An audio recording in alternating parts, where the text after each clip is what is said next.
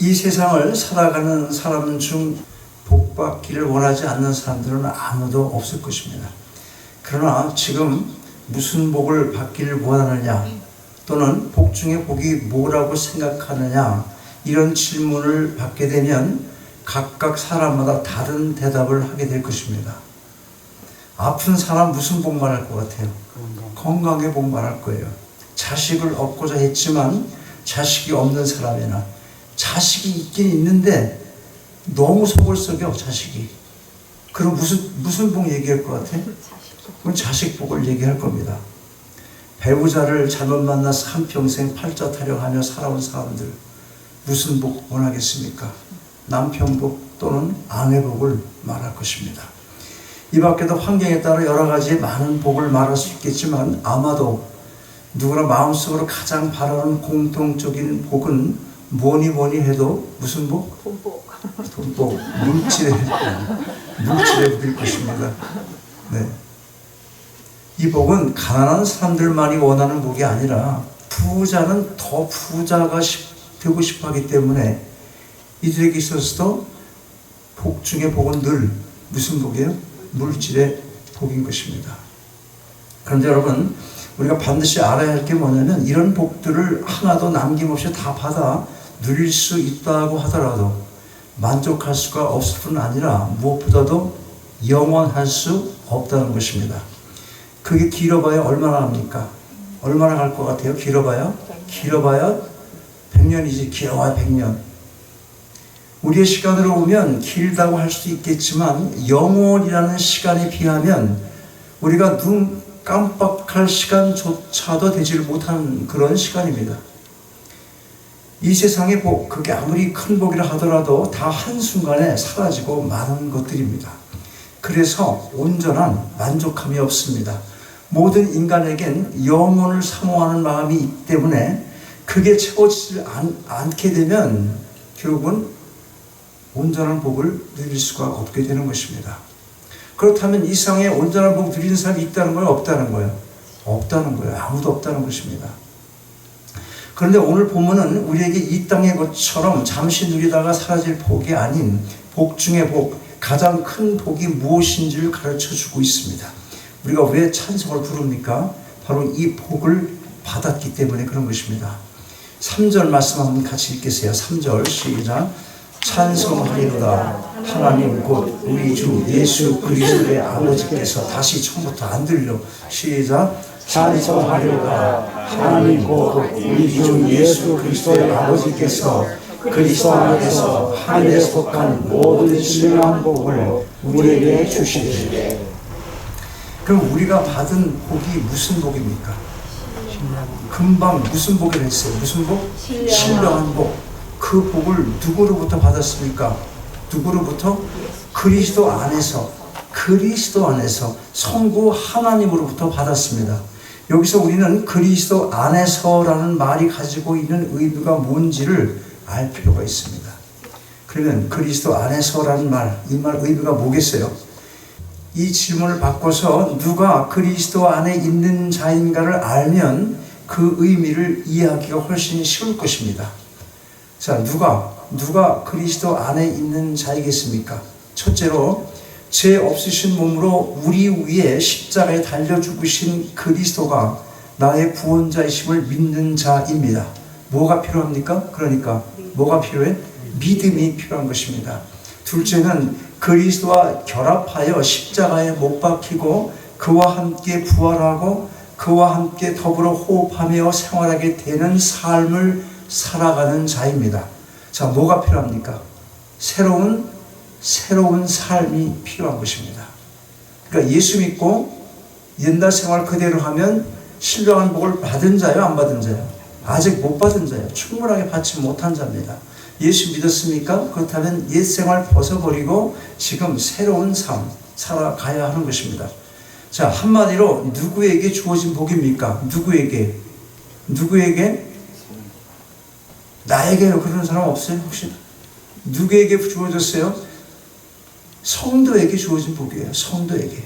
진실로 예수 그리스도를 믿으시면, 그렇다면 여러분은 이미 이 신령한 복을 받으신 것입니다. 자, 그러면 하늘의 복, 이 신령한 복이 구체적으로 무엇입니까? 첫째로 택하심의 복입니다. 기독교의 교리 가운데 이 택함의 교리는 아주 중요한 핵심 교리 중에 하나입니다. 우리가 하나님의 예정을 말할 때 두 가지의 예정을 말합니다. 하나는 선택이고 하나는 유기입니다. 두 가지를 다 예정을 하셨어요. 이것을 이중 예정이다. 그렇게 신학 용어로 우리가 사용하고 있는 것입니다. 여기서 우리가 놓치지 말아야 할 중요한 단어 하나를 4절에서 보게 됩니다. 4절 말씀 같이 읽겠습니다. 4절 시작. 곧 창세 전에 그리스도 안에서 우리를 택하사 우리로 사랑 안에서 그 앞에 거룩하고 흠이 없게 하시려고.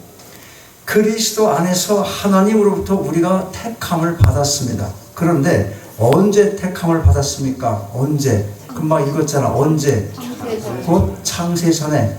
이 창세 전에, 이게 아주 중요합니다. 이게. 자, 세상에 믿지 않는 사람들에게 하나님께서 얼마의 사람들을 구원하실 것, 오늘 본문의 표현을 빌리면 신령한 복을 주실 것을 작정하시고 또 누구에게 줄 것인가를 택하셨다고 말하면 사람들이 일반적으로 보이는 반응이 참 이상할 때가 많습니다. 자신은 택함을 받지 못한 것으로 아예 전제를 하고 반응을 하는 거예요. 그러니까 그 반응이 어떤 반응이겠어요? 도전하는 반응이지, 대드는 반응이지, 그런 하나님 내가 왜 믿어? 이런 식으로 대든단 말이지.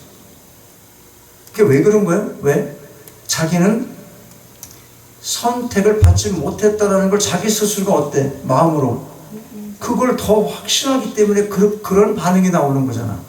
혹시 그럼 나도 선택했는지 어떻게 알아요? 언제 알 수 있어요? 이렇게 묻는 사람 봤어요? 그런 사람 별로 없어. 그런 하나님을 왜 믿죠? 그렇게 불공평한 하나님을 왜 믿냐는 거예요. 이 말이 의미하는 바는, 그 진정한 의미는 뭐냐면 자기는 착한 사람이라는 거지. 자기는 착한데 난 아직 택함을 받지 못했다. 그런 생각하고 있어요. 그러니까 대드는 거야 막. 그런 하나님 왜 믿냐고. 공평하지 못한 하나님 왜 믿냐고.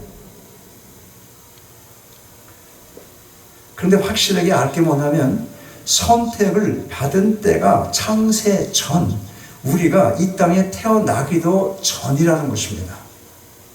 그러니까 어떤 사람이 진짜로 선하고 착하게 살아가고 있다고 해도 그것이 하나님의 선택의 어떤 조건이 되지를 못하는 것입니다.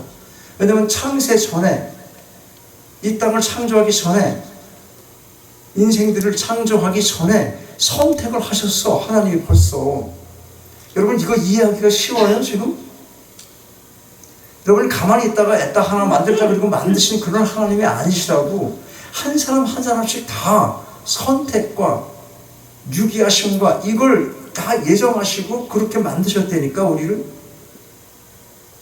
그런데 이거 여러분 밖에 나가서 잘못 설명하다가는 말이 많이 딸릴 거예요. 그러니까 그런 거 따지지 말고 그냥 예수 믿으면 되세요. 예수 믿으면 그래서 믿을 수가 있고, 그거 다 나중에 보면 이제 그 믿음도 하나님께서 주신 것을 고백하게 되고, 그때쯤 되면 내가 이 땅에 태어나기도 전에 하나님께서 나를 사랑하셔서 벌써 선택을 하셨구나, 이런 고백을 하게 되는 거예요. 이렇게 설명을 해야 된다는 것이죠.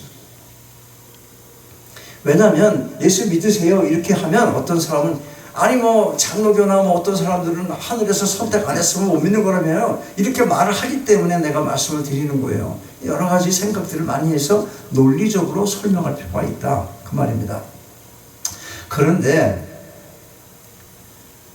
간혹 이렇게 질문을 하는 사람이 있을 수가 있습니다. 하나님은 전지전능하시니까 누가 이 땅의 삶을 어떻게 살아갈지 미리 아시고 창세전에 선택을 하지 않았겠느냐 이 말이에요.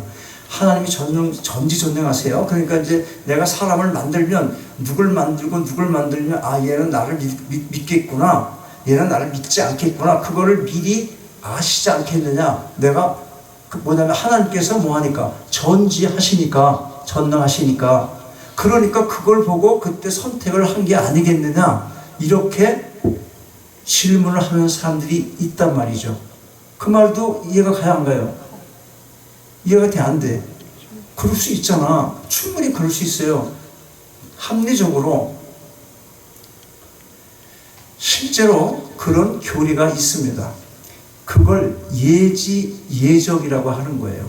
예지예정. 미리 아시고 미리 보시고 선택했다. 그런데 이렇게 생각을 하게 되면 구원의 시작이 누구에게 있게 되는 거예요?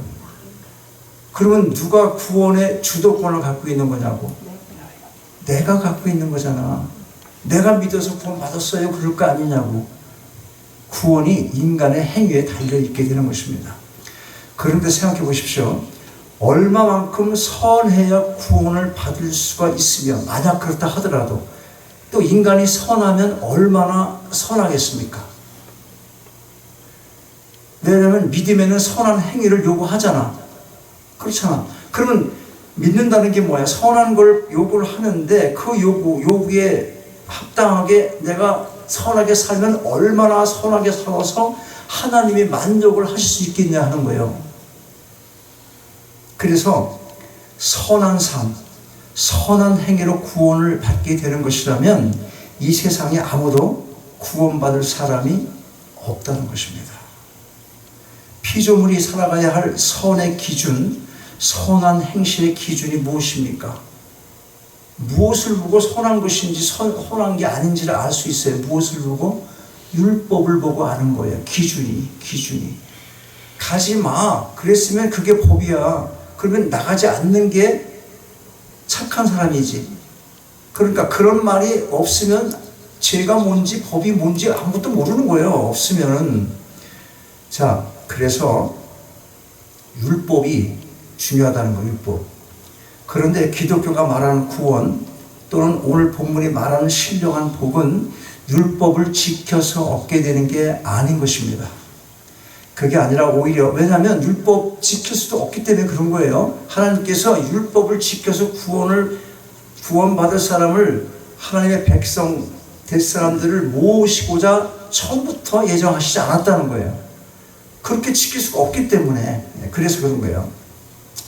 율법은 구원의 통로로 주어진 게 아니라 오히려 그 율법을 통해서 인간이 얼마나 타락을 한 죄인인가를 깨닫고 인간 스스로가 아닌 예수 그리스도를 믿는 그 믿음을 통로로 하여 구원을 베푸시기로 작정을 하신 것입니다.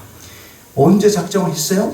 창세 전에 작정하시고 창세 전에 그 신령한 복을 받을 자들, 다른 말로 구원받을 자들을 선택을 하신 것입니다. 그리고 그 선택은 하나님의 지혜와 그분의 선하신 뜻 가운데 홀로 결정을 하신 절대 주권적인 택함인 것입니다. 그러므로 구원으로의 선택을 받지 못했다고 하더라도, 구원받을 사람으로 선택을 받지 못했다고 하더라도 인간은 그 누구도 하나님께 따질 권리가 전혀 없는 것입니다. 그럴 자격 자체가 없는 거예요. 피조물에게 무슨 권리가 있을 수 있겠습니까? 또 우리가 분명하게 기억할 것이 뭐냐면 모든 인류를 구원해야 될 의무가 하나님께 없다는 것입니다. 의무는 힘이 있는 누군가에 의해 주어지는 것인데 창조주에게 어떤 피조물이 의무를 부과할 수 있겠습니까? 하나님께 당신이 나를 창조했으니까 나를 구원하는 의무가 당신에게 있지 않습니까? 이렇게 따질 권리가 우리에게 아무도 없다 하는 거예요. 없다. 그러므로 하나님께서 단 한 사람을 구원해 주시지 않는다고 해도 그분은 절대로 공의로운 분이신 것입니다. 여러분, 우리가 다 구원받은 자로 신령한 복을 이미 받은 자로 이 땅을 살아갑니다.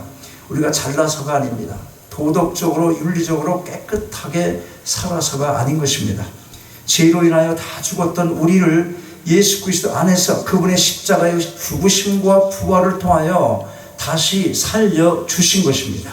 이미 창세전에 우리를 택하시고 신령한 복을 베풀어 주신 이 한량없는 은혜를 감사하며 늘 찬송의 삶을 살아가시길 바랍니다. 둘째로 아들 사무심의 복입니다. 5절 말씀 같이 읽겠어요. 5절 시작. 그 기쁘신 뜻대로 우리를 예정하사 예수 그리스도로 말미암아 자기의 아들들이 되게 하셨으니. 여길 보니까 뭘 예정하셨어요? 예정의 내용이 뭡니까? 택하시고 이제 실제적인 구원의 복을 주시려고 하나님께서는 택함 받은 자들을 당신의 아들들이 되게 하신 것입니다. 예정의 내용이 뭐예요? 아들 삼겠다는 것이었어요. 누구의 아들? 당신의 아들, 하나님의 아들. 그러면 딸들은 없어요. 왜? 딸들은? 그게 아니고 아들이라는 말 속에 다 포함되어 있는 것입니다. 아들들이 되게 하다라는 말은 법적인 용어입니다. 양자로 입양을 했다는 겁니다. 친부모가 아니라 하더라도 누군가가 입양이 되어 양자로 들어갔다면 친자식과 똑같은 권리와 의무가 그 양자된 자에게 주어지게 됩니다. 그 당시 로마법이 반영된 것입니다. 그러면 오늘날 어때요? 오늘날도 마찬가지예요. 여러분, 혹시 여러분이 누구에게 양아들이나 양딸이 되어야 할 피치 못할 상황 속에 있다가 마침 기회가 왔어요. 그래서 이제 기다리고 있으면서 생각을 합니다. 누가 어느 집에서 나를 데려갈까 하고 기다리고 있다고 한번 생각을 해봐요. 그러면 어떤 집에, 누구에게, 어떤 사람에게 내가 선택되어지기를 원할 것 같습니까? 답이 다 나왔죠? 속으로 다 답이 나왔을 거예요. 아마 머리로는 금방 나왔을 겁니다. 그런데 그걸 말하기는 어떻습니까? 입으로.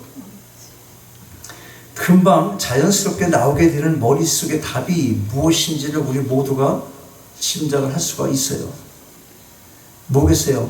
물려받은 재산이 많은 부잣집, 그거 아니겠어요? 그 마음 착하고. 그리고 나서 좀 정신이 드는 거예요. 그 답을 생각하고 나서. 좀 정신이 들어. 양심상 내고는 조건이 하나 있는 거예요, 이제. 그때서야 뭐겠어요? 아, 근데 그 하나님을 믿는 가정이 되지 않겠어요? 그때 생각하게 되는 거예요. 믿음과 관련한 조건을 그때 생각하는 거예요. 그때 슬쩍 끼워 넣는 거예요, 거기다가. 왜 그래? 우리에게 최소한의 양심의 기능이 있기 때문에 그런 거예요. 그런데 참으로 연약한 인간의 공통적인 한계라는 거예요. 우리가 먼저 하나님 믿는 집에 오라고 이런 답이 빨리 나오지 않잖아, 실질적으로. 아닌데요, 난 하나님 믿는 집에 이렇게 했던 사람 있어요, 지금?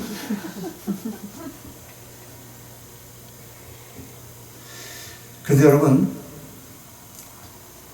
사실 부자를 말하기로 한다면 하나님보다 더 큰 부자가 이 세상에 존재할 수가 없습니다. 세상의 모든 만물을 창조하신 분이지 않습니까? 그러므로 부자를 우선순위에 놓는다고 해도 하나님의 양자 되기를 원해야 하는 것입니다. 문제는 그러한 믿음도 없거니와 없다는 것보다도 약하다는 거예요. 그런 믿음이 약하기도 하고 또 어떤 복이 진짜 복인지를 몰라서 가치관의 변화가 없다는 게 문제가 되는 것입니다.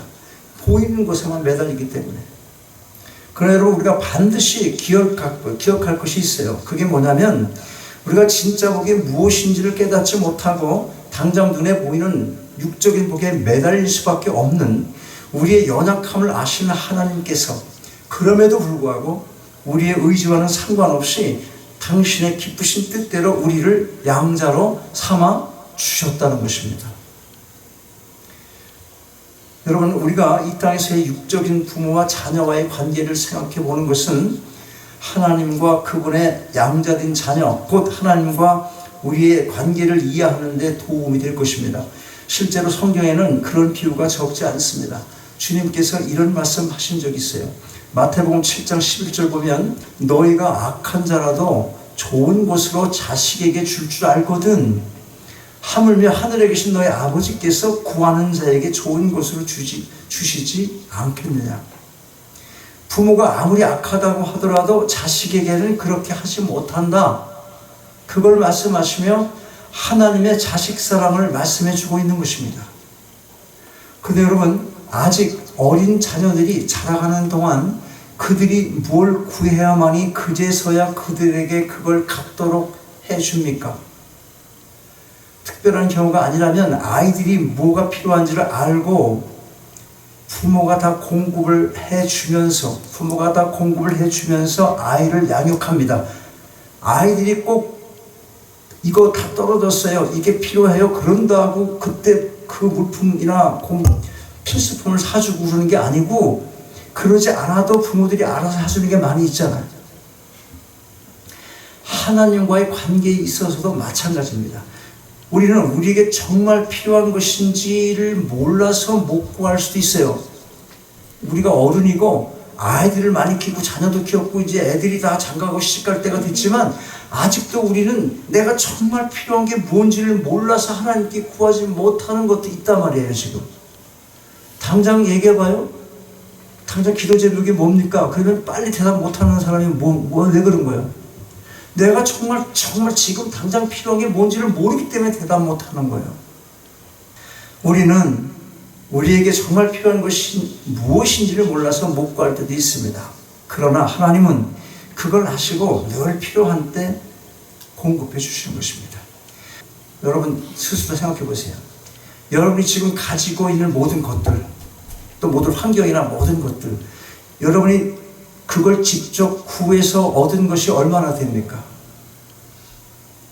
여러분이 누리고 있는 여러 가지 가지고 있는 것들, 여러분이 하나하나 구해서 얻었냐고. 그걸 필수품들, 귀걸이 얘기하라는 그런 얘기하라는 거 아니에요? 설마 귀걸이 때문에 귀걸이 쓰려고 기도한 사람 없을 거 아니에요? 생활하면서 살면서 필요한 여러 가지 누리고 있는 모든 것들 여러분들이 하나하나 다 구해서 얻은 거냐고. 아니잖아. 그렇지 않다니까. 구하지 않았어도 지금 누리고 있는 게 한두 가지 뿐이겠습니까? 아마도 하나님 앞에 엎드려 기도하며 간절히 구해서 얻은 것보다 구하지 않았음에도 불구하고 얻은 것이 훨씬 더 많을 것입니다. 더 누리고 싶으십니까? 그러면 구하셔야 됩니다. 단 조건이 있어요. 조건. 잘못 쓰려고 구하면 안 주신다는 것입니다. 그러므로 잘못된 것을 구하는 헛수고를 하지 않으려면 하나님께서 원하시는 나의 삶이 과연 무엇일까를 먼저 자신이 깨달을 수 있기를 구할 필요가 있다는 것입니다. 그걸 찾아서 그걸 목적으로 하여 하나님께 구하기만 한다면 들어주시지 않을 이유가 왜 있겠습니까? 여러분, 예수 그리스도를 구원자, 구주로 진실로 고백했다면 우리는 다 하나님께 입양된 아들들인 것입니다. 그래서 우리는 그분을 아버지라고 부르는 겁니다. 나를 향한 아버지의 뜻을 구하고 그것을 위한 필요를 구한다면 반드시 응답해 주실 것입니다. 이 놀라운 은혜를 감사하며 늘 찬송의 삶을 살아가시길 바랍니다. 아멘 안 나오면 안 된다니까. 이 놀라운 은혜를 감사하며 늘 찬송의 삶을 살아가시기 바랍니다. 아멘. 이거 몸에 배야 돼. 창세전에 신령한 복을 주시기 위해 우리를 택하시고 당신의 아들로 삼으신 하나님께서 주시는 신령한 복 세 번째, 거룩하고 흠이 없게 해주시는 복입니다. 4절입니다. 4절 시작. 곧 창세전에 그리스도 안에서 우리를 택하사 우리로 사랑 안에서 그 앞에 거룩하고 흠이 없게 하시려고. 하나님은 우리를 자녀 삼으시고 그 신분에 맞도록 우리를 다듬어 가십니다. 하나님의 가장 큰 특성 중 하나가 거룩입니다. 그리고 하나님은 우리가 거룩하기를 원하십니다. 레위기 19장 1절에서 말씀합니다. 너는 이스라엘 자손의 온 회중에게 말하여 이르라. 너희는 거룩하라. 이는 나 여호와 너희 하나님이 거룩함이니라. 신약 이후에도 마찬가지로 여전히 하나님은 우리에게 거룩할 것을 요구하십니다. 베드로전서 1장 15절 16절 이렇게 기록하고 있습니다. 오직 너희를 부르신 거룩한 이처럼 너희도 모든 행실에 거룩한 자가 되라. 기록되었을 때 내가 거룩하니 너희도 거룩할지니라 하셨느니라. 여러분 어떠십니까? 거룩하십니까? 예수 그리스도를 진실로 영접한 사람은 법적인 측면에서 볼 땐 이미 다 거룩한 백성들로 흠이 없다고 판결을 받은 자들인 것입니다.